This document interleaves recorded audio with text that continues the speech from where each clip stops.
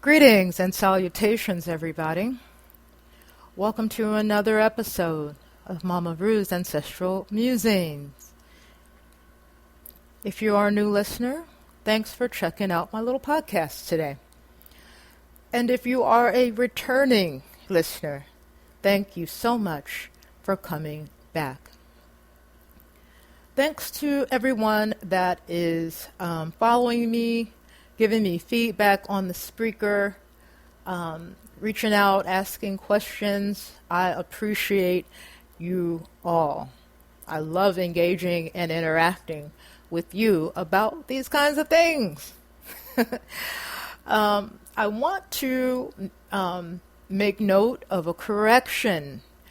Previous episode, I made mention of a sister, dear friend, Coconut Conjurer is what I said, and that is incorrect. Her YouTube channel is Ms. Coconut Conjurer. That's MS Coconut Conjurer, no spaces in between.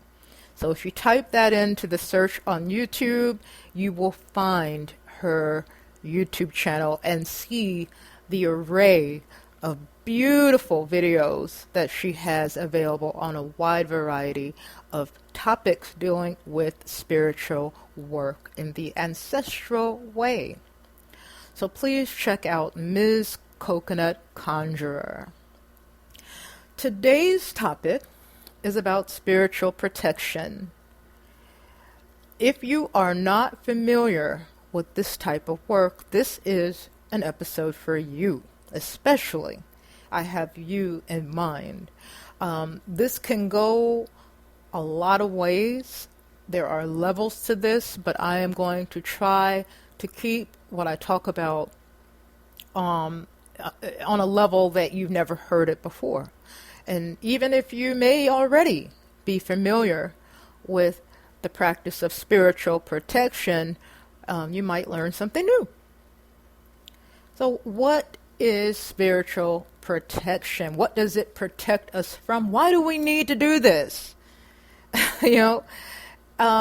Everybody already kind of does it, all right? There's a lot of different ways that this kind of pops up in our lives, even if we don't even practice this knowingly, or call ourselves, a practitioner of the tradition. We still kind of already do these things, all right? It falls into those little what you might know as superstitions. We're out walking with someone. We don't split poles, okay? Most of you all familiar with that. It's bad luck. We don't step on cracks on the sidewalk. We don't walk under ladders. Now, that all has to do with spiritual protection. You're protecting yourselves against some sort of negativity. Okay? Just like certain other things out there we associate with good luck. Okay? So, yeah, there are certain things that we do for protection. Another one that comes to mind is when we move into a new home or a new apartment or whatever.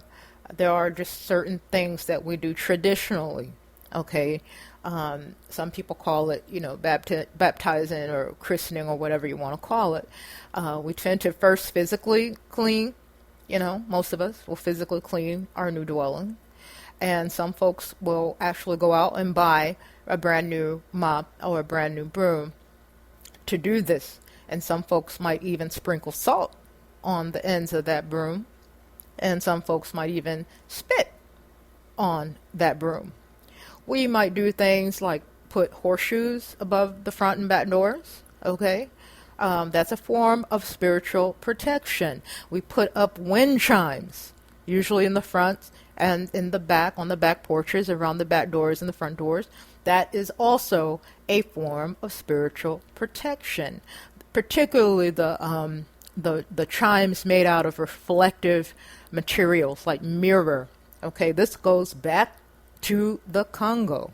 All right, they didn't have modern mirrors like we do or we've had, but what they did use were the inside surfaces of seashells. Okay, that nice little iridescent pearlized part of a shell. Okay, and it was used in the same manner to reflect back negativity as it comes. Okay, so it just bounces right back off and goes in the other direction instead of settling itself, amongst us and to wreak havoc in our lives and what have you. Um, so these are, considered protective things, whether we really thought about it that way or not. Okay, it is said that, the chimes that the sounds that chimes make frighten evil spirits. Okay, it sends them away. Some of you who are from the South or have people from the South might be familiar with bottle trees. Okay, that's where we take the empty bottles and put them on branches of trees, bottle trees, you see, and those were to protect against harmful spirits and witches and black magic and things like that. Okay, and again, most folks will write these kinds of things off as superstition because we are so far removed from the practices and traditions of our African ancestors. So we're buying in to the Eurocentric view of a lot of the things that our people did. They just easily write them off as superstitious crap. And so because we have been so indoctrinated by Western European thought, it's like that's pretty much common amongst us as African descendants, as black people here. So we're going to take a closer look at some things that we can do to protect ourselves, not only against the unseen, all right, not only against the visible, but the physical and the visible and the things that we can see, the mundane, all right? So, in order for protections to really work well, it is advised that you spiritually cleanse first. Now, I thought about making a whole dedicated episode to spiritual cleansing, so I'm not going to go into it in too much detail here. But if you are familiar with my work, if you've gotten a consultation from me, or maybe you listen to the show I used to be a co-host on called Working with the Spirit on Blog Talk Radio, you be familiar that that's something that we used to talk about a lot because it's important. Okay, if you are a spiritual worker, I don't need to tell you how important it is to cleanse. So without going into too much detail about spiritual cleansing, let me just say that there are some very easy ways to do it. In your home, for example, a very easy thing to do is take some sea salt, all right, and just lay it down on your floor. Be mindful of corners. Okay, some folks just like to keep it in the corners. You can do it that way. You can mix salt with some camphor, some solidified camphor. All right, it's usually sold in little blocks or little squares, and it's very inexpensive. And you can, grind those up into a powder and mix it with salt and use both of those and just let it set in the corners of your home for a while, and then you just sweep it and sweep it up and throw that out in the back. Okay, that's another thing, sweeping. The direction that we sweep our new dwellings in is also a tradition. Okay, folks tend to clean and sweep in a clockwise fashion, and they take all of that dirt and rubbish and take it out into the street.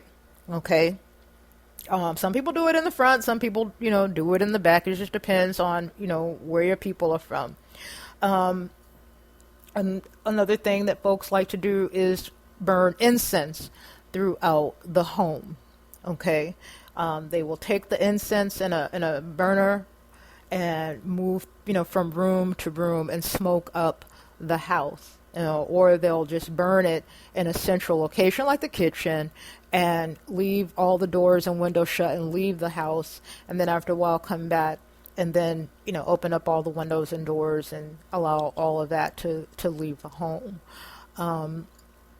Other things people do is go through each room and leave fresh flowers, copies of the Bible, They asperge, they have a mixture of things like holy water or brewed herbs, and they will take some fresh flowers or some sort of branches with leaves, and they dip into that and just kind of shake the water around the room.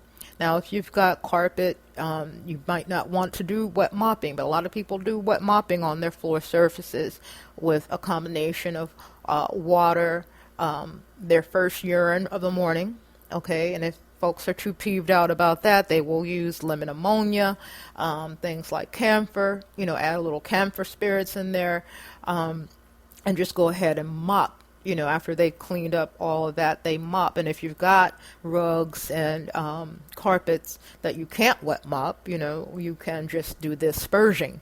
All right. And then some people will leave glasses or little tiny bowls of water with the camphor spirits in that. Okay, just a few drops is all that's needed. And you just let that sit in a carpeted room. And, it has the same effect.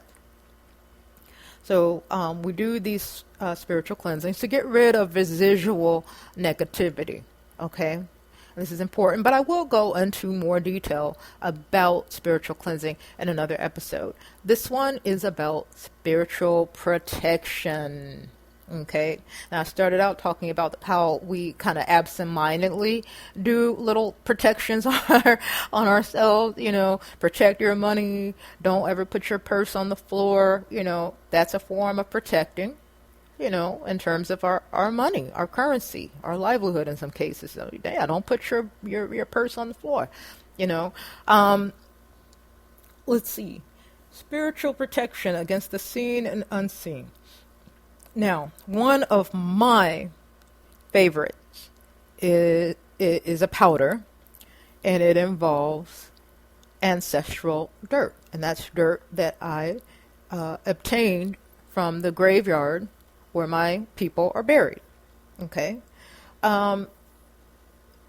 The concept of working with the dead, which is what all of our deceased ancestors are, yes, they are the dead. It has become something of fodder for popular horror movies and spooky stories and ghost stories and novels and things like that. And successfully so, because we as people, as black folks, are so far removed from our ancestral traditions. Okay, we've been westernized, and the whole European Western idea of dead or spirits or ghosts and hauntings and specters and whatever else you want to call them, theirs is basically stemming from a fear of the dead, okay? And it shows by how they deal with their dead. They keep them all in a centralized location far away as possible, as far away as possible from the places where they live, okay?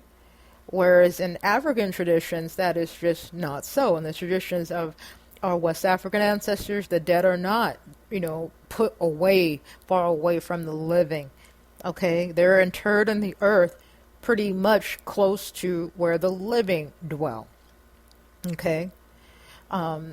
So that whole fear of the dead and all of that is just, you have to consider the root of it. And when you start understanding the traditions of our ancestors, you start to see how a lot of what we think we know isn't us, it's them. And we just co-signed to it. We adopted it. We embraced it and let it color our perception, okay, and how we do things. There are people still today that are reluctant to deal with their ancestors. They are reluctant to call upon them. They are reluctant to honor them or even recognize them because they have that, very popular notion of being haunted by some spooky thing that wants to just, kill them or hurt them in some way or just scare them, out of their wits or whatever. Okay? And that's just something that individuals are just going to have to get over if they want to start embracing these traditions because, again, they all center around ancestral veneration. So you can't go into